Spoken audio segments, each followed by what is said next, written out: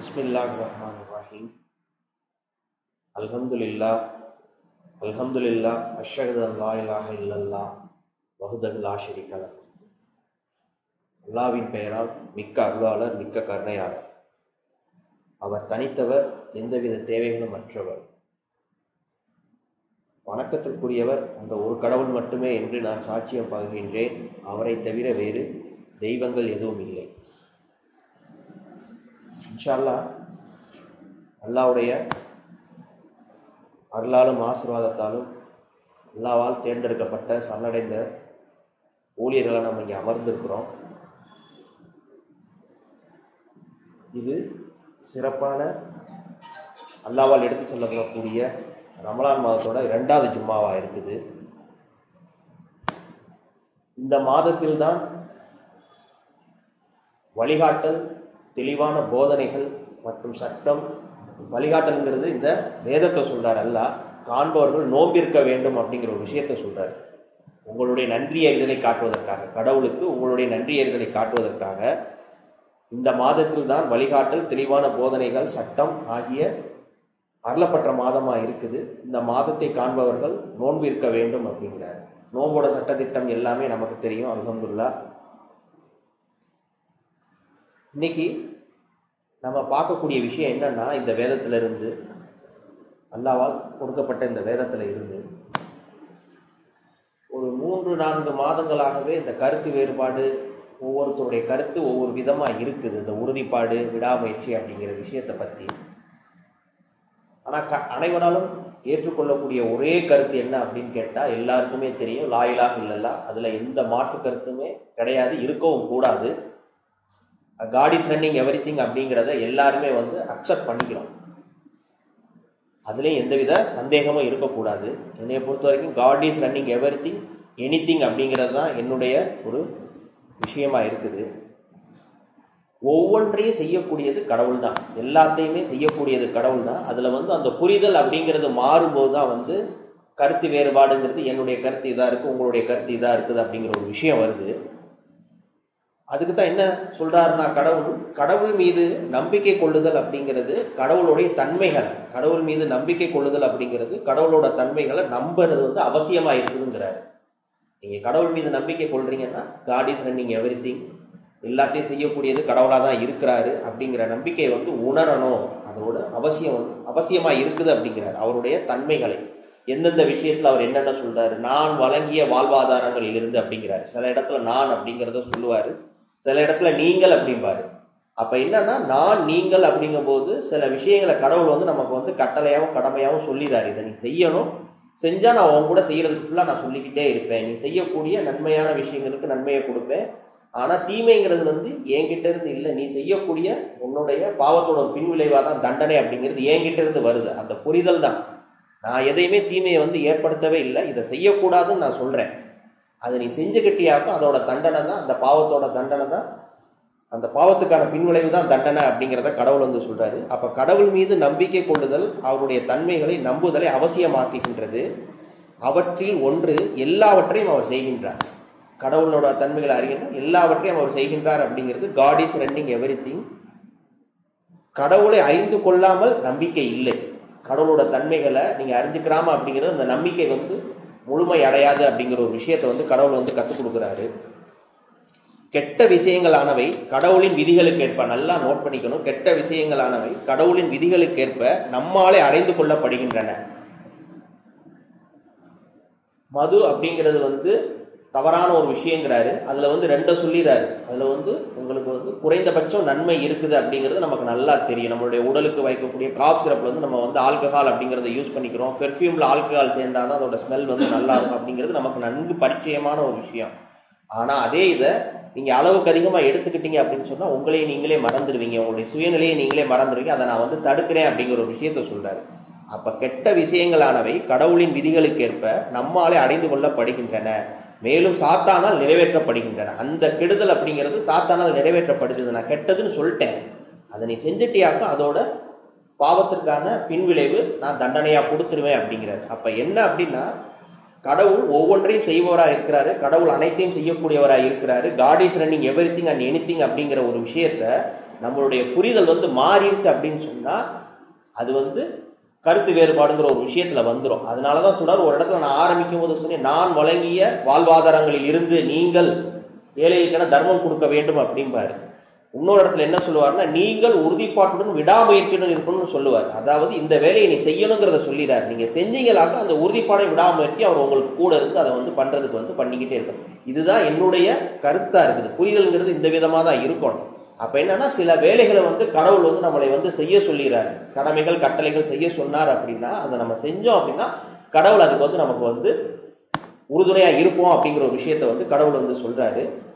இதுதான் இன்னைக்கு நம்ம பார்க்கக்கூடிய ஒரு விஷயமா இருக்குது. இன்ஷா அல்லாஹ் அதை பத்தின சில விஷயங்களை பார்ப்போம்.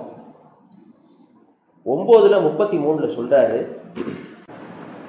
9வது அத்தியாயத்துல 33வது வசனம், அவர்தான் வழிகாட்டல் மற்றும் உண்மை மார்க்கத்தை கொண்டு தன் தூதரை அனுப்பியவர். மேலும் போலி தெய்வ வழிபாடு செய்கின்றவர்கள் வெறுத்த போதிலும் அனைத்து மார்க்கங்களுக்கும் மேலான ஆதிக்கம் உள்ளதாக அதனை அவர் ஆக்குவார். அதாவது சரணடைதல் மிகைக்கும் என விதிக்கப்பட்டுள்ளது, இஸ்லாம் மிகைக்கும் என விதிக்கப்பட்டுள்ளது. அவர்தான் வழிகாட்டல் மற்றும் உண்மை மார்க்கத்தை கொண்டு தன் தூதரை அனுப்பியவர். மேலும் போலி தெய்வ வழிபாடு செய்கின்றவர்கள் வெறுத்த போதிலும் அனைத்து மார்க்கங்களுக்கும் மேலான ஆதிக்கம் உள்ளதாக அதனை அவர் ஆக்குவார். இதை நான் வந்து முதல்ல வந்து எடுக்கும்போது முடியக்கூடிய ஒரு 2வது உரையில சொல்லணும்னு நினைச்சேன். அப்புறம் இதை வந்து முதல்ல வச்சிருவோம், இதற்கான விளக்கத்தை நம்ம பின்னாடி கொடுக்கலாம் அப்படின்ட்டு. அதான் ஆரம்பிக்கும் போது நான் என்ன சொன்னேன் அப்படின்னா, இந்த ரமலான் மாதம் வந்து காண்கிறவர் வந்து அதில் வந்து நோன்பு இருக்கணும், நோம்போட சட்டத்திட்டங்கள் எல்லாமே நமக்கு என்ன அப்படிங்கிறத கடவுள் வந்து இந்த குர்ஆன் மூலமா தெளிவாக நமக்கு கற்றுக் கொடுக்குறாரு. நம்ம அதை அறியக்கூடியவங்களாக தான் இருக்கிறோம். அப்போ என்ன அப்படின்னா, வழிகாட்டல் அப்படிங்கிறது யாரிடம் இருந்து வருது அப்படின்னா, நம்மளைய படைத்த அந்த ஒரே ஒரு கடவுள்கிட்ட இருந்து தான் வருது. கடைசி இதுதான் உண்மையான மார்க்கமா இருக்குது, இதுதான் வெற்றி பெறும் அப்படிங்கிறது கடவுளுடைய ஒரு வார்த்தையா இருக்குது. தொடர்ந்து 8:53 சொல்றாரு,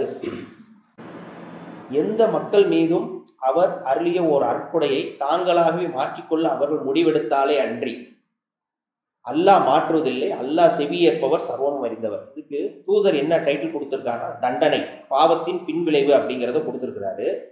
அதாவது நமக்கு ஏற்படக்கூடிய தண்டனை அப்படிங்கிறது நம்ம செஞ்ச பாவத்தோடைய ஒரு ரியாக்ஷனா தான் இருக்குது அப்படிங்கிறத சொல்றாரு. எந்த மக்கள் மீதும் அவர் அருளிய ஒரு அருட்கொடையை தாங்களாகவே மாற்றிக்கொள்ள அவர்கள் முடிவெடுத்தாலே அன்றி அல்லாஹ் மாற்றுவதில்லை, அல்லாஹ் செவியேற்பவர் சர்வம் அறிந்தவர். அதனாலதான் நான் ஆரம்பிக்கும் போதே முதல்ல என்ன சொன்னேன் அப்படின்னா, தீமை அப்படிங்கிறத கடவுள் வந்து சுட்டி காட்டுறாரு, இதை செஞ்சா இதோட பின்விளைவு இதாதான் இருக்கும் அப்படிங்கிறது. இப்போ உதாரணத்துக்கு என்ன அப்படின்னா, அல்லாஹ் வந்து ஒரு குறிப்பிட்ட சமுதாயத்துக்கு வந்து சப்பாத் அப்படிங்கிற ஒரு கட்டளையை கொடுக்குறாரு. கொடுக்கும்போது அவங்க என்ன அப்படின்னா, அதை கடைபிடிச்சுக்கிட்டு இருக்க காலம் வந்து அவங்களுக்கு வந்து மீன்கள் வந்து அபரிதமாக கிடைக்குது. அந்த குறிப்பிட்ட நாளில் மட்டும் அவங்க பிடிக்கக்கூடாதுன்னு சொல்லும் போது அவங்க மீறும் போது, அல்லாஹ் சொன்ன அந்த வார்த்தைகளை மீறும் போது அது வந்து அப்படியே ஸ்டாப் ஆயிடும், அதாவது நிறுத்தப்படுது அப்படிங்கிற ஒரு விஷயத்த சொல்றாரு. அதுதான் எந்த மக்கள் மீதும் அவர் அருளிய ஒரு அற்கொடையை தாங்களாகவே மாற்றிக்கொள்ள அவர் முடிவெடுத்தாலே அன்றி அல்லாஹ் மாற்றுவதில்லை, அல்லாஹ் செவியேற்பவர் சர்வம் அறிந்தவர். உதாரணத்துக்கு அருட்கொடை நினைவூட்டல் அப்படிங்கிறது இந்த குர்ஆன் மட்டும்தான் பின்பற்றத்தக்கதுங்கிறாரு. இதை நீங்க பின்பற்றிக்கிட்டீங்க அப்படின்னு சொன்னா உங்களுடைய ஆன்மா பாதுகாக்கப்பட்டு சோனத்திற்கு நீங்க போகலாம் அப்படிங்கிற ஒரு விஷயத்த சொல்லிடுறது. நீங்க விட்டுட்டீங்க அப்படின்னு சொன்னா இதுவுமே காடிஸ்ல நீங்க இதை நீங்க பின்பற்றாம இதற்கு இணையா உன்னோனையோ நீங்க எடுத்துக்கிட்டீங்க அப்படின்னு சொன்னா அது வந்து நீங்களா தான் முடிவு எடுத்துக்கிட்டீங்க, உங்களுடைய ஆன்மாவுக்கு நீங்க தான் தீங்கிழைக்கிறீங்க அப்படிங்கிற ஒரு விஷயத்த கடவுள் வந்து கற்றுக் கொடுக்குறாரு. தொடர்ந்து பார்ப்போம். அதுல 8:17 சொல்றாரு, 8வது அத்தியாயத்திலேயே,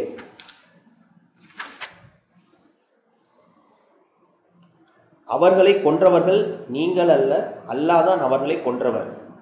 நீர் எரிந்த போது எரிந்தவர் நீர் அல்ல, எரிந்தவர் அல்லாவே ஆவார். ஆனால் அவர் இவ்விதமாக ஏராளமானது ஒரு வரவுதனை சம்பாதிப்பதற்கு நம்பிக்கையாளருக்கு ஒரு வாய்ப்பளிக்கின்றார். அல்லாஹ் செவியேற்பவர் சர்வமும் அறிந்தவர், ஒவ்வொன்றையும் செய்பவர் அல்லாவே ஆவார் அப்படிங்கிற ஒரு விஷயத்தை வந்து சொல்றாரு தூதர் டைட்டில் கொடுத்து. அவர்களை கொன்றவர்கள் நீங்கள் அல்ல, அல்லாஹ் தான் அவர்களை கொன்றவர். நீர் எரிந்த போது எரிந்தவர் நீர் அல்ல, எரிந்தவர் அல்லாவே ஆவார். ஆனால் அவர் இவ்விதமாக ஏராளமான வலுதனை சம்பாதிப்பதற்கு நம்பிக்கையாளருக்கு ஒரு வாய்ப்பளிக்கின்றார். அல்லாஹ் செவியேற்பவர் சர்வமும் அறிந்தவர். அப்ப என்ன அப்படின்னா, இதுவுமே வந்து காட் இஸ் ரன்னிங் எவ்ரிதிங் அப்படிங்கிற ஒரு விஷயத்துல தான் வரும். சில விஷயத்த வந்து நம்மளை வந்து செய்ய சொல்றாரு, செய்ய சொல்லிட்டு செஞ்சது நீங்க இல்ல நான் தான் அப்படிங்கிற ஒரு விஷயத்த சொல்றாரு. அப்ப புரிதல் அப்படிங்கிறது அந்த ஒரு மெல்லிசான ஒரு கோடு, அந்த கோடுல வந்து நீங்க அந்த கோடுக்கு அங்கிட்டு போயிட்டீங்க அப்படின்னு சொன்னா அந்த புரிதல் அப்படிங்கிறது வந்து வேற மாதிரி மாறிடும், கருத்து வேறுபாடுக்கு உள்ளாயிரும். ஆனா இதுதான் கடவுள் வந்து கடவுளை வந்து நன்கு அறிவில் உறுதிப்பாடு கொண்டவர்கள் வந்து சரியானதை இதை கடைபிடிப்பாங்க, இதுல இருந்து வேறொரு பொருளையோ ஓமானத்தையோ கொண்டு வர மாட்டாங்க அப்படிங்கிற ஒரு விஷயத்த சொல்றாரு. அவரவர்களின் நம்பிக்கையின் அளவிற்கு ஏற்ப, அதாவது நீங்க கடவுள் மீது எந்த அளவுக்கு நம்பிக்கை கொண்டிருக்கீங்களோ, இந்த குரானின் மீது எந்த அளவுக்கு நீங்க நம்பிக்கை கொண்டிருக்கீங்களோ, அந்த புரிதல்ங்கிறது நன்கு அறிவில் உறுதிப்பாடு கொண்டவர் இதுல இருந்து வேற ஒரு பொருளை கொண்டு வர மாட்டாங்க அப்படிங்கிற ஒரு விஷயத்த வந்து கடவுள் வந்து நமக்கு வந்து கற்றுக் கொடுக்குறாரு. அதே மாதிரி இன்னொன்று என்ன சொல்றாரு அப்படின்னா, நீங்க கடவுளுக்கு அடிபணிந்து கடவுளோட சட்டத்திட்டங்களை சரியான முறையில நீங்க செய்றீங்க அப்படின்னு சொன்னா, நம்மளும் கடவுளுக்கு முற்றிலும் அர்ப்பணிக்கப்பட்ட, அதாவது அடியார்களா நம்ம இருக்க முடியும். அப்ப என்ன அப்படின்னா, அல்லாஹ் இந்த குரான்ல என்ன சொல்றாரோ உங்களுடைய நம்பிக்கை முழுமையான நம்பிக்கையா இருந்து நீங்க கடவுளை மட்டும் அர்ப்பணிச்சு இருக்கிறீங்கன்னு சொன்னா, கடவுள் சொல்ல செய்யக்கூடிய இந்த விஷயங்கள் வந்து உங்களுக்கு எல்லாமே எளிமையானது. ஏன்னா பக்திமான்களுக்கு அவ்வாறு அல்ல அப்படிங்கிறார். எந்த ஒரு விஷயத்தை நம்ம இதுல செய்ய சொன்னாலுமே என்னைக்காக அர்ப்பணிச்சு நான் செய்ய சொல்லக்கூடிய விஷயங்களை இறைஞ்சி பயபக்தியோட யார் இருக்கிறாங்களோ அவங்களுக்கு வந்து என்னுடைய சட்டத்திட்டங்கள் வந்து கடினமானதா இருக்காது அப்படிங்கிறார். எப்படி இருக்காது அப்படிங்கிறத எப்படி நம்ம புரிஞ்சுக்கலாம்? எப்படி அப்படின்னா, உதாரணத்துக்கு பொய் சொல்லக்கூடாதுங்கிறாரு, புறம் பேசக்கூடாதுங்கிறாரு. இல்லை அப்படின்னு சொன்னா உங்களுடைய கற்பு நெறிய பாதுகாத்துக்கணுங்கிறாரு, உங்களுடைய பார்வைகளை தாழ்த்தி கொள்ளணும் அப்படிங்கிற ஒரு விஷயத்த சொல்றாரு. ரமலான் மாதத்துல வந்து அர்ப்பணிச்சு 30 நோன்புகளை நீங்க இருக்கணும் அப்படிங்கிற ஒரு விஷயத்த சொல்றாரு. உங்களுடைய இச்சைகளை நீங்க கட்டுப்படுத்தணும் நிறைய இடத்துல சொல்றாரு. உங்களுடைய மோகமே மேலோகம் அப்படின்னு சொன்னா மாபெரும் ஒரு விலகுதலாக அதுல இருந்து விலகி கொள்ளணுங்கிறாரு. அப்ப இதெல்லாம் செய்யறது வந்து ரொம்ப கஷ்டம் அப்படிங்கிறதே கடவுள் சொல்றாரு. ஏன்னா உடனே நான் பலகீனமா படைச்சிட்டேன், இதை செய்யறது கஷ்டம், ஆனா என்னை மட்டும் இறைஞ்சி வழிபடுவர்களுக்கு பயபக்தியுடனும் பக்திமான்களுக்கும் அது வந்து கடினமானதே அல்ல அப்படிங்கிறார். அப்ப என்ன அப்படின்னா, முதல்ல அந்த இறைஞ்சுதலும் பயபக்தியும் இருக்குது அப்படின்னு சொன்னா இதுல உள்ள சட்டத்திட்டங்கள் அனைத்தும் அல்லாஹ்வால் அருளப்பட்டது, ரொம்ப எளிமையானது. அதை தான் நம்ம புரிஞ்சுக்கணும். அதை நம்ம வந்து செய்யறோமா, செய்யறதுக்கு வந்து நம்ம வந்து ஓப்புடன் இருக்கிறோமா அப்படிங்கிறதான் ஒரு முக்கியமான ஒரு விஷயமா இருக்குது. இப்போ உதாரணத்துக்கு என்ன அப்படின்னா, ஒரு பெண்ணோட சூழ்ச்சி உங்களை வந்து வருது, இல்லை ஒரு பெண்ணின் மீது நீங்க வந்து ஒரு கல்யாணம் முடிச்சிட்டீங்க, முடிச்சதுக்கு அப்புறமா உங்களுக்கு வந்து தவறான ஒரு எண்ணம் வருது அப்படின்னா அதை நீங்க அல்லாட்ட வந்து அதுக்கு ஒன்று சொல்றாரு. அப்படி தெரியும் அது வந்து நன்னறியாருங்க எனக்கு மட்டும் அடிபணிந்தவர்களுக்கு வந்து அதை வந்து நான் காட்டுவேன், அவங்க வந்து சாத்தானோட அந்த கிசுகிசுப்புல இருந்து அவங்க வந்து வெளியே வந்துடலாம் அப்படிங்கிற ஒரு விஷயத்த சொல்றாரு. அவங்க வந்து அந்த நேரத்துல ஆஹா இது நமக்கு வந்து நடக்கக்கூடாது அப்படின்னு நினைச்சாங்க அப்படின்னா, இந்த சாத்தானுடைய சிந்தனையில இருந்தும் இந்த சாத்தானுடைய செயல்களிலிருந்து நான் விலகிக்கணும்னு சொன்னா கடவுள் உங்களையே எப்படி யூசுப் நபியை காப்பாற்ற அதே மாதிரி வந்து உங்களை காப்பாற்றுறது. அது வந்து நன்னறியாளர்களுக்கும் நம்பிக்கையாளருக்கும் அது தெளிவா தெரியும் அப்படிங்கிறத சொல்றாரு. அதை உணர வைப்பேன் அப்படிங்கிறார். சிம்பிளா சொல்லணும்னா அது உங்களை வந்து உணர வைப்பேன் அப்படிங்கிற ஒரு விஷயத்த வந்து கடவுள் வந்து சொல்றாரு. அதுக்கு ஒரு 2 வசனங்கள் மட்டும் பார்ப்போம், அதோட இன்ஷா அல்லாஹ் முதல் உரையை முடிச்சுக்கிறேன். 7வது அத்தியாயத்துல 200 201 சொல்றாரு, சைத்தான் ஏதேனும் கிசுகிசுப்பை உம்மிடம் கிசுகிசுத்தால் அல்லாவிடம் அடைக்கலம் தேடுவீராக, அவர் செவியேற்பவர் சர்வமும் அறிந்தவர். நன்னறியாளர்களாக இருப்பவர்கள் சைத்தான் ஒரு திட்டத்துடன் அவர்களை நெருங்குகின்ற போதெல்லாம் அவர்கள் நினைவுபடுத்திக் கொள்வார்கள், உடனே அவர்கள் காணக்கூடியவர்களாக ஆகிவிடுகின்றனர். அதாவது இது தவறு அப்படிங்கிறத உணர வச்சு அதுல இருந்து கடவுள் வந்து அவங்க வந்து விலைக்கு கொண்டு வந்துருவோம் அப்படிங்கிறத சொல்றாரு. ஏன்னா தவறு என்னென்னங்கிறது உங்களுக்கு தெரியும். இப்ப நீங்க இருக்கிறீங்க, ரொம்ப நாளைக்கு அப்புறம் உங்களுடைய நண்பரை, பழைய நண்பரை பாக்குறீங்க, கல்லூரி கால நண்பரை பாக்குறீங்க, அவர் வந்து ட்ரிங்க்ஸ் பண்றாரு அப்படின்னா உங்களை பார்த்ததும் கூப்பிடாரு, உங்களுக்கு அந்த பழக்கம் வந்து எப்பயாவது தான் இருக்குது அப்படின்னு சொன்னா, இப்ப நீங்க வந்து கடவுளுக்கு அர்ப்பணிக்கப்பட்டவங்களும் இதுல போய்கிட்டே இருக்கும்போது அந்த ஒரு செயலை செய்ய கூப்பிடாரு அப்படின்னா நம்ம என்ன பண்ணணும், ரொம்ப நாளைக்கு அப்புறம் பார்த்த ஒரு மகிழ்ச்சியின் வெளிப்பாடாகவும் ஒரு எமோஷனலாகவும் நம்ம சரி அப்படிங்கறத சொல்லுவோம். ஆனா சொல்லும் போதே உங்களுடைய உள்ளார்ந்த எண்ணங்கள்ல தவறு அப்படிங்கிற ஒரு விஷயத்தை நீங்க புரிஞ்சுக்கிட்டீங்க அப்படின்னா அந்த இடத்துல கடவுள் இதை வந்து தவறுன்னு சொல்லியிருக்காருங்கிற அந்த உறுதி உங்ககிட்ட இருந்துச்சுன்னு சொன்னா நீங்க அழகா அவரை வந்து தவிர்த்துருவீங்க.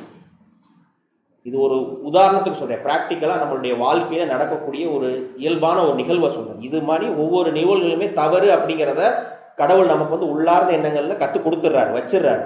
அப்ப என்ன அப்படின்னா அதை நீங்க நெருங்கும் போதெல்லாம் இது வந்து சாத்தானுடைய தீய காரியம், கடவுள் இதை வந்து செய்யக்கூடாது, அனுமதிக்கல அப்படின்னு சொன்னா நீங்க அதை செய்ய மாட்டீங்க. அப்ப நீங்க கடவுள்கிட்ட வந்து என்ன சொல்றது, கடவுள்கிட்ட வந்து நீங்க கேட்குறீங்க அப்படின்னு சொன்னா அதுல வந்து கடவுள் வந்து உங்களை உணர்ந்து, அதாவது பார்க்கக்கூடிய ஒரு இமேஜினா உங்களை வந்து அப்படி என்ன அப்படின்னா அது தவறுங்கிறத கடவுள் வந்து நம்மளை வந்து ஃபீல் பண்ண வச்சிரு, அதுல இருந்து நம்ம வந்து அழகா வந்து வெளியேறிடலாம். இல்லை அப்படின்னா அதற்கு உண்டான ஒவ்வாமை செயல்களை கொடுத்துருவாரு உங்களுக்கு. என்ன அப்படின்னா அதை பருகுவதனால உங்களுக்கு வந்து ஒரு உடல் ஏதாவது ஒரு கோளாறு வரலாம், இல்லை அப்படின்னா ஒரு தலைவலியில வந்து ரொம்ப நீங்க துன்புறலாம். இந்த மாதிரி கடவுள் வந்து உங்களை வந்து அந்த ஒவ்வாமையின் மூலமாக கடவுள் வந்து உங்களை வந்து பாதுகாப்பாரு. நீ வந்து என்னுடைய அடியா, நீ வந்து இதை செய்யக்கூடாதுன்னு சொல்றேன், இந்த மாதிரி நீ செய்யாத அப்படிங்கிறதுக்கு கடவுள் வந்து உங்களுக்கு எந்த ஒரு வழியிலையாவது உங்களை வந்து ப்ரொடெக்ட் பண்ணிக்கிட்டே இருப்பார். அப்ப இதுதான் வந்து ஒரு புரிதலா இருக்கணும். சைத்தான் ஏதேனும் கிசுகிசுப்பை உம்மிடம் கிசுகிசுத்தால் அல்லாவிடம் அடைக்கலம் தேடுவீராக. அவர் செவியேற்பவர், சர்வமும் அறிந்தவர். நன்னறியாளர்களாக இருப்பவர்கள் சைத்தான் ஒரு திட்டத்துடன், சைத்தானோட திட்டம் என்னது? ஆல்வேஸ் ராங்கு தான், எப்பொழுதுமே தவறானது தான். சைத்தான் ஒரு திட்டத்துடன் அவர்கள் நெருங்குகின்ற போதெல்லாம் அவர்கள் நினைவுபடுத்திக் கொள்வார்கள், உடனே அவர்கள் காணக்கூடியவர்கள ஆகிவிடுகின்றன. இப்படி இருக்கிறவங்க கண்டிப்பா அல்லாஹ்வால் கொடுக்கப்பட்ட அனைத்து விஷயங்களையும் சரியான முறையில் அர்ப்பணிச்சு உண்மையா செய்யக்கூடியவங்களா இருப்பாங்க. அவங்க தான் பக்திமான்கள் அப்படிங்கிற ஒரு விஷயத்த கடவுள் வந்து நமக்கு வந்து கற்றுக் கொடுக்குறாரு. இன்ஷா அல்லாஹ் தொடர்ந்து 2வது உரையில பார்ப்போம். அல்லாஹ்விடம் நம்மளுடைய ஆதி பாவத்திற்காக பாவம் இருக்குது. அல்ஹம்துலில்லாஹ் அல்ஹம்துலில்லாஹ் அஷ்ஹது அல்லா இலாஹ இல்லல்லாஹ். அல்லாஹ்வின் பெயரா மிக்க அருளாளர், மிக்க கருணையாளர். அவர் தனித்தவர், எந்தவித தேவைகளும் அற்றவர். அவர் ஒருவர் மட்டுமே கடவுள் என்று நான் சாட்சியம் பகிர்கின்றேன். இன்ஷா அல்லாஹ் தொடர்ந்து 2வது உரையில பார்ப்போம். அதே மாதிரி இந்த குர்ஆனை நீங்க படிச்சுக்கிட்டே இருக்கீங்கன்னா எல்லா இடத்துலையுமே வந்து அந்த உறுதிப்பாடு விடாமுயற்சிங்கிறது நீங்கள் அப்படிங்கிறது தான் அல்லாஹ் வந்து மென்ஷன் பண்ணியிருக்கோம். நீங்கள் உறுதிப்பாட்டுடன் விடாமுயற்சியுடன் தொடர்ந்து இருக்க வேண்டும் அப்படிங்கிறார். அப்ப என்ன அப்படின்னா, நான் முதல்ல ஆரம்பிக்கும் போது சொன்ன ஒரு விஷயம்தான், புரிதல் அப்படிங்கிறது வந்து சரியான முறையில இருக்கணும் அப்படிங்கிறது தான். அதான் நான் சொன்னேன்ல, அந்த ஒரு நூலளவு தான் ஒரு வித்தியாசம். அந்த நூலை தாண்டி நீங்க அங்கிட்டு போயிட்டீங்க அப்படின்னு சொன்னா அவங்களுடைய கருத்து வந்து வேற மாதிரி ஆயிரும் அப்படிங்கிறது. எல்லாமே காட் இஸ் ரன்னிங் எவ்ரிதிங் தான். தொழுகணும்னு உங்களை சொல்லிடுறாரு. நீங்க தொழுகணும், நீங்க தொழுகிறீங்கன்னா தொழுக வச்சுக்கிட்டே இருப்பாரு கடவுள். நல்லது செய்யணும்னு சொல்றாரு, நீங்க செய்றீங்கன்னா செய்ய வச்சுக்கிட்டே இருப்பாரு. இது தீமைங்கிற ஒரு விஷயத்த சொல்லிட்டாரு, நீங்க அதை செஞ்சீங்களாக்கா அது கொண்டு போயிரு. இதுதான் வந்து காட் இஸ் ரன்னிங் எவ்ரிதிங். நீங்க நம்பிக்கையாளராக இருக்கணும் என்னுடைய வழிகாட்டுதல் படி அப்படின்னா அவரு நான் தேர்ந்தெடுக்கிறேன், அவங்க நம்பிக்கையாளராக இருப்பாங்க. நம்ப மறுக்கணும் தேர்ந்தெடுத்தீங்களா அவங்க நம்ப மறுத்தலே நான் தொடர்ந்து அவங்கள செலுத்தி கொண்டு போய்கிட்டே இருப்பேன்.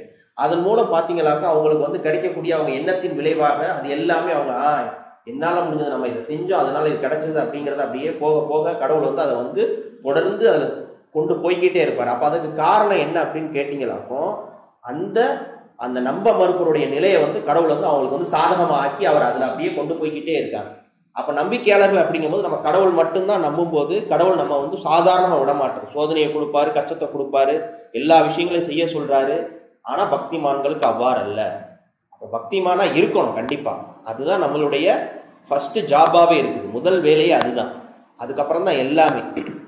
இன்ஷா அல்லாஹ் தொடர்ந்து பார்ப்போம். 7:56 சொல்றாரு, 7வது அத்தியாயத்துல 56வது வசனத்துல, பூமியை அது சீரானதாக ஆக்கப்பட்டு விட்ட பின்னர் சீர்கெடுக்காதீர்கள். பூமியை அது சீரானதாக ஆக்கப்பட்டு விட்ட பின்னர் சீர்கெடுக்காதீர்கள். மேலும் பக்தியுடனும் எதிர்பார்ப்புடனும் அவரை வழிபடுங்கள். நிச்சயமாக அல்லாஹ்வின் கருணை நன்னெறியாளர்கள் அடையப்படக்கூடியதாகவே உள்ளது. நிச்சயமாக அல்லாஹ்வின் கருணை நன்னெறியாளர்களால் அடையப்படக்கூடியதாகவே உள்ளது. தொடர்ந்து சொல்றாரு, அவருடைய கரங்களிலிருந்து ஒரு கருணையாக நல்ல சகுனத்துடன் காற்றி அனுப்புகின்றவர் அவர்தான். கனத்த மேகங்களை ஒன்று திரட்டியுடன் இறந்துவிட்ட நிலங்களின் பால் அவற்றை நாம் ஓட்டுகின்றோம். மேலும் அதிலிருந்து தண்ணீரை இறக்கி அனுப்புகின்றோம். அதனை கொண்டு அனைத்து கனிவிருப்பங்களையும் விளைவிப்பதற்காக இவ்விதமாகவே மரணித்தவரை நாம் உயிர் தொழுப்புகின்றோம், நீங்கள் கவனத்தில் எடுத்துக்கொள்ளும் பொருட்டு.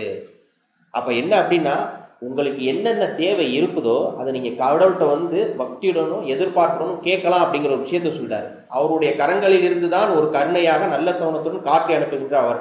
இப்ப என்னன்னா, நீங்க மழையை எதிர்பார்த்துக்கிட்டு இருக்கீங்க, விவசாயம் பண்ணணும் அப்படின்னா நீங்க அதை கடவுள்கிட்ட எதிர்பார்ப்போட கேட்கலாம். கேட்டா கடவுள் வந்து உங்களுக்கு வந்து கொடுப்போம் அப்படிங்கிற ஒரு விஷயத்த சொல்றாரு. இது மாதிரி ஒவ்வொரு மனிதருக்கும் ஒவ்வொரு தேவைகள் இருக்கும். அப்ப தேவையிலே முக்கியமானது எதா இருக்கணும், நம்மளுடைய முதல் பிரார்த்தனையா என்ன இருக்கணும் அப்படின்னா, இறுதி வரைக்கும் உமக்கு மட்டும் அடிபணிந்தவர்களாக உறுதிப்பாட்டுடன் மரணிக்க செய்யணும் அப்படிங்கறதுதான். அதை நீங்க கேட்டுட்டாலே எல்லாமே உங்களுக்கு கிடைச்சிடும். ஆனா பிரார்த்தனைங்கிறது அப்படியே தான் இருக்கும். என்ன அப்படின்னா, ஒரு இடத்துல சொல்லும் போது கூட உதாரணத்துக்கு சொல்லுவாரு, நீங்க ஹஜ்ஜோட சடங்குகளை வந்து நிறைவேற்றும் போது ஒரு சில மனிதர்கள் என்ன செய்வாங்கன்னா, ஒரு சில நம்பிக்கையாளர்கள் அப்படிங்கிறவங்க வந்து இவ்வுலகத்தோட இதையே கேட்டுக்கிட்டு இருப்பாங்க. இன்னொருத்தவங்க என்ன கேட்பாங்க அப்படின்னா, மறு உலகத்துல வந்து எங்களுக்கு வந்து நன்மை, இவ்வுலகத்துல நன்மையும் கொடுங்க அப்படிங்கிற ஒரு விஷயத்தை கேட்பாங்க. இதுதான் வந்து என்ன சொல்றது, ஒரு உண்மையான பக்திமான்கிறது அவங்க. அந்த எண்ணம் எப்படின்னா, கடவுள் எப்படி கொடுப்பாரு அப்படின்னா, உங்களுக்கு எது நிலையான வாழ்க்கையோ அதுலயும் சரி, இப்போ வாழக்கூடிய வாழ்க்கை நீங்க எதுக்கு நீங்க முதன்மை கொடுக்குறீங்க அப்படிங்கிற ஒரு விஷயத்த சொல்லுவாரு. அது 4வது அத்தியாயமும் 5வது அத்தியாயத்துல கட்சோட இதுல வரும்போது சொல்லுவாங்க. அவங்க வந்து 2 மனிதர்கள் இருப்பாங்க. ஒருத்தவங்க வந்து அந்த சடங்கை நிறைவேற்றின உடனே இவ்வுலகத்துல எங்களுக்கு வந்து சந்தோஷத்தை கொடுங்க அப்படிங்கிற மாதிரி கேட்பாங்க. இன்னொருத்தவங்க வந்து மறு உலகத்தை குறித்தும் கேட்டுட்டு அதுக்கப்புறம் இவ்வுலகத்திலையும் வந்து கொடுங்க அப்படிங்கிற சொல்ற விஷயத்த கேட்பாங்க அப்படிங்கிறத சொல்றாரு. அப்ப என்ன அப்படின்னா, எதிர்பார்ப்போட நீங்க கடவுள்கிட்ட கேட்கணும் அப்படிங்கிறத கடவுள் வந்து நமக்கு வந்து கற்றுக் கொடுக்குறாரு. ஒருவேளை நீங்கள் கேட்டது கிடைக்கலன்னு சொன்னா கடவுள் உங்களுக்கு வந்து அதுலேயும் நன்மையை தான் விதிச்சிருக்காருங்கிறது தான் உங்களுடைய புரிதலாகவும் இருக்கணும், உங்களுடைய நம்பிக்கையாக இருக்கணும். அந்த இடத்துல நீங்க வந்து நிந்தனை வந்து கடவுளை எந்த ஒரு சூழ்நிலையுமே செய்யக்கூடாது அப்படிங்கிறத கடவுள் வந்து நமக்கு வந்து கற்றுக் கொடுக்குறாரு. அடுத்து தொடர்ந்து 7:27 வசனத்துல சொல்றாரு, 7வது அத்தியாயத்துல, ஆதமுடைய சந்ததியினரே, சுவனத்திலிருந்து உங்களுடைய பெற்றோர்கள் வெளியேற்றப்படவும் மேலும் அவருடைய உடல்கள் வெளிப்படுத்தப்படுவதற்காக அவருடைய ஆடைகள் நீக்கப்படவும் காரணமாகிய போது அவன் செய்ததை போல் உங்களையும் சைத்தான் ஏய்த்துவிட நீங்கள் அனுமதிக்காதீர்கள்.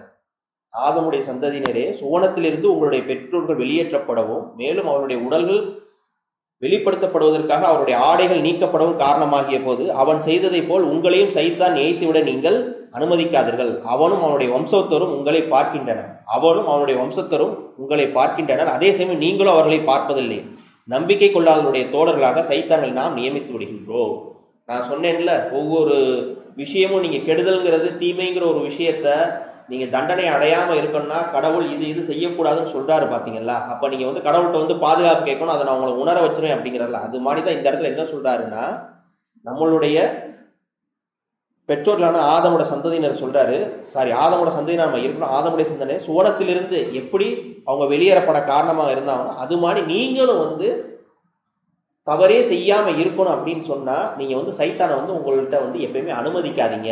அவங்களும் அவங்களுடைய வம்சத்தரும் உங்களை பார்க்குறாங்க, ஆனா நீங்க பார்க்க மாட்டீங்க அப்படிங்கிற ஒரு விஷயத்த சொல்றாரு. அப்ப என்னன்னா, நான் முன்னாடி முதல் உரையில சொன்ன அந்த ஒரு விஷயம் தான், அதோட இந்த வசனத்தை எடுத்து பொறுத்துனீங்க அப்படின்னு சொன்னா அந்த பயபக்தி, கடவுள் பார்க்கிறாரு, நம்மளை பார்த்துக்கிட்டே இருக்கிறாங்க, ரெண்டு பக்கம் கடவுளுடைய சேவகர்கள் வந்து செஞ்சுக்கிட்டே இருக்காங்க, நம்ம செய்யக்கூடிய நன்னது தீயது எல்லாத்தையுமே செஞ்சுக்கிட்டே இருக்காங்கிற அந்த எண்ணம் வரும்போது நம்ம வந்து கடவுளுக்கு அர்ப்பணித்து கொண்ட ஊழியர்களா வந்து முற்றிலுமாக மாறிவிடுவோம். அதுல எந்த ஒரு ஐயமும் கிடையவே கிடையாது.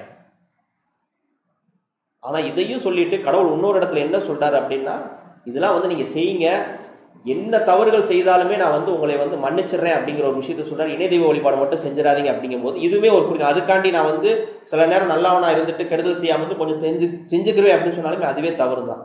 அது என்னன்னா, உங்களுக்கு கடவுள் வந்து அதை வந்து உங்களுக்கு வந்து கற்றுக் கொடுத்துக்கிட்டே இருப்பாரு. அந்த புரிதல் வரும்போது அந்த தவறுகள்லாம் நீங்க வந்து செய்யவே மாட்டீங்க. தவறுகள் செய்யும் போது இது தவறு அப்படிங்கிறத கடவுள் வந்து உங்களுக்கு வந்து சுட்டி காட்டுவார், கண்டிப்பா சுட்டி காட்டுவார். கடவுளுக்கு மட்டும் அர்ப்பணிக்கப்பட்ட, ஏன்னா சுட்டி காட்டுவாருங்கிறது என்ன அப்படின்னா, அந்த நம்பிக்கையோட அளவீடு இருக்கு பாத்தீங்களா, இது தவறு, இதை செய்யக்கூடாது அப்படிங்கறத நீங்க உறுதிப்பாடா கடவுளுக்கு பயந்துருந்தீங்கன்னா கண்டிப்பா அதை செய்ய மாட்டீங்க. அந்த இடத்துல உங்களுடைய ஆன்மா பலகீனமாகி இந்த ஒரு தடவை மட்டும் பார்த்துக்குவோம் அப்படின்னு ஸ்லிப் ஆகும் போதுதான் அந்த தவறை வந்து நம்ம செய்வோம். இது வந்து என்ன அப்படின்னா, உங்களுடைய நம்பிக்கையின் அளவிற்கு ஏற்ப நீங்க செஞ்சுக்கிட்டே இருக்கணும் அப்படின்னா நீங்க கீழே போய்கிட்டே இருக்கிறீங்க. தண்டனைக்கு வந்த பாவத்தை செஞ்சுக்கிட்டே இருக்கும், தண்டனை வந்து உங்களுக்கு அதிகரிச்சுக்கிட்டே வரும். அது உங்களை அல்லாஹ் எப்படி சோதிக்கலாம் அப்படின்னு சொன்னா, பொருளாதாரத்தை வச்சு சோதிக்கலாம், இல்லை உங்களுடைய உடல்நிலை நோயை வச்சு உங்களை சோதிக்கலாம். இப்போ நீங்கள் ஒரு பாவம் செய்கிறீங்கன்னா அந்த பாவத்துக்கு தண்டனை கொடுக்கணும்னா உங்களுடைய உடல்நிலை குற்றும், இல்லை அப்படின்னா பொருளாதாரம் பாதிக்கணும். இந்த மாதிரி ஒரு விஷயத்தில் வந்து நீங்கள் வந்து அந்த பின்விளைவை வந்து நீங்கள் வந்து உணர்ந்துக்கிட்டே இருப்பீங்க. அப்போ என்ன அப்படின்னா, உங்களுடைய நம்பிக்கையின் அளவுக்கு ஏற்ப நீங்கள் எந்த அளவுக்கு உறுதிப்பாடு பயபக்தியோடு இருக்கிறீங்களோ அந்த தவறை வந்து நம்ம வந்து செய்ய மாட்டோம். இன்ஷா அல்லாஹ் தொடர்ந்து பார்ப்போம். 4 வசனம் அதோட முடிச்சுக்கிறேன். 6:17-18 சொல்றாரு, 6வது அத்தியாயத்தில், மகிழ்ச்சியை கட்டுப்படுத்துகின்றவர் அல்லாஹ் மட்டுமே அப்படின்ட்டு டைட்டில் கொடுத்துருக்காங்க. துன்பத்தை கொண்டு அல்லாஹ் உங்களை தீண்டினால் அவரை தவிர எவரும் அதனை நிவர்த்திக்க இயலாது. மேலும் ஓர் அருட்குடையை உங்களை அவர் அடைய செய்தால் அவர் சர்வசக்தி உள்ளவர். அவர் தன்னுடைய படைப்புகளின் மீது மேலதிகாரம் உடையவராக இருக்கின்றார். அவர் தான் ஞானம் மிகுந்தவர், நன்கறிந்தவர். அப்ப மகிழ்ச்சி அப்படிங்கிறது இதுக்கு வந்து வசனமா இதை கொடுத்துருக்காரு. ஒரு துன்பத்தை கொடுத்தா நான் தான் அதை நிவர்த்தி செய்யணும், மகிழ்ச்சியை கொடுத்தாலும் நான் தான் உங்களுக்கு கொடுக்குறேன் அப்படிங்கிறது. எப்பொழுதுமே மகிழ்ச்சி அப்படிங்கிறது நீங்க பயபக்தியா அர்ப்பணித்து கொண்ட ஊழியர்களா இருந்தா மகிழ்ச்சி தான் உங்களுக்கு, மகிழ்ச்சியை தவிர வேற எதுவுமே கிடையாது. அப்ப என்ன அப்படின்னா, துன்பமோ தீமையோ அந்த விஷயத்துக்கு வந்து உங்களுக்கு வந்து வாய்ப்பே கிடையாது. அப்படியே ஒரு சோதனை வந்தாலுமே அதை வந்து நீங்க வந்து அதை தீமையாவோ இதாவோ எடுத்துக்கவே மாட்டீங்க. மகிழ்ச்சி அப்படிங்கிறது உங்களுக்கு ரெண்டுமே வந்து ஈக்குவலா இருக்கும். அந்த கஷ்டம் அப்படிங்கிறது, சோதனை அப்படிங்கிறது உங்களுடைய ஆன்மா புரிந்து கொண்டால் எப்பொழுதுமே உங்களுக்கு மகிழ்ச்சி தான், இப்பொழுதும் எப்பொழுதுமே மகிழ்ச்சி தான். இந்த விஷயத்தை தவறா புரிஞ்சுக்க கூடாது. அந்த கஷ்டம் சோதனைன்னு வரும்போது அதை நீங்க வந்து ரொம்ப இலகுவா எடுத்துக்கிருவீங்க. அல்லாஹ் இருக்காரு, அல்லாஹ்ட்ட பொறுப்பேற்படுத்திக்கிறேன், அவ்வளவுதான். அல்லாஹ் என்னை கண்காணிக்கக்கூடியவரா இருக்காரு, இந்த விஷயமும் கடவுளால நடத்தப்படுது, இதை நான் கடவுள்கிட்ட ஒப்படைக்கிறேன், கடவுள்கிட்ட பொறுப்பை ஒப்படைக்கிறேன் அப்படிங்கும்போது அந்த கஷ்டமோ அந்த துன்பமோ உங்களை வந்து பாதிப்படைய செய்யவே செய்யாது. அல்ஹம்துலில்லாஹ். அல்லாஹ் அதுக்கேற்ற மாதிரி நம்மளை வந்து இன்னும் ரெடி பண்ணணும். அதுக்கேற்ற மாதிரி நம்ம வந்து அல்லாட்ட வந்து பயபக்தியா இருக்கணும். 2 வருஷம் அதோட முடிச்சுக்கிறேன். 4:27-28 சொல்றாரு, அல்லாவின் கருணை, அல்லாஹ் உங்களை மீட்க விரும்புகின்றார். அதே சமயம் தங்களுடைய மோகங்களை பின்தொடர்பவர்கள் நீங்கள் ஒரு மாபெரும் விலகுதலாக விலகிவிட வேண்டும் என விரும்புகின்றார். அல்லாஹ் உங்களுடைய சுமையை லேசாக்கவே விரும்புகின்றார். ஏனெனில் மானிட